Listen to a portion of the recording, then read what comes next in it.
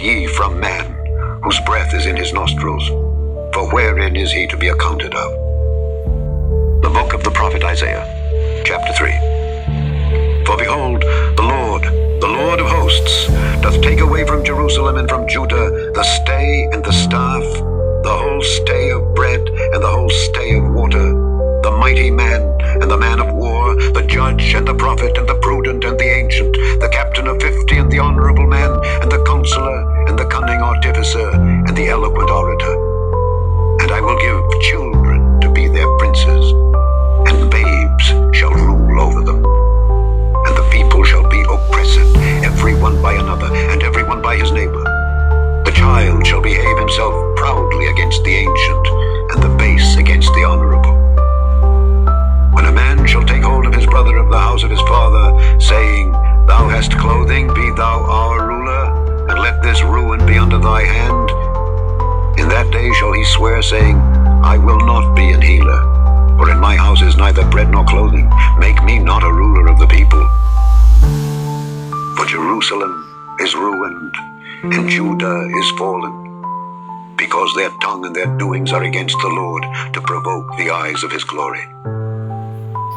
The show of their countenance doth witness against them, and they declare their sin, as Sodom, they hide it not. Woe unto their soul, for they have rewarded evil unto themselves. Say ye to the righteous, that it shall be well with him, for they shall eat the fruit of their doings. Woe unto the wicked, it shall be ill with him, for the reward of his hand shall be given him. As for my people, children are their oppressors, and women rule over them.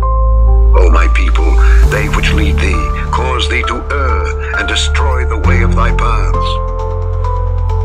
The Lord standeth up to plead, and standeth to judge the people. The Lord will enter into judgment with the ancients of his people, and the princes thereof. For ye have eaten up the vineyard. The spoil of the poor is in your houses. What mean ye, that ye beat my people to pieces, and grind the faces of the poor? Saith the Lord God of hosts.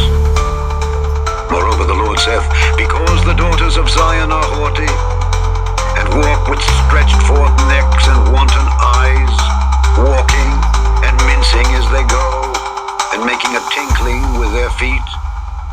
Therefore the Lord will smite with a scab the crown of the head of the daughters of Zion, and the Lord will discover their secret parts. In that day the Lord will take away the bravery of their tinkling ornaments about their feet, and their calls, and their round tires like the moon, the chains and the bracelets, and the mufflers, the bonnets and the ornaments of the legs, and the headbands, and the tablets and the earrings, the rings and nose jewels, the changeable suits of apparel, and the mantles and the wimples and the crisping pins, the glasses and the fine linen, and the hoods and the veils.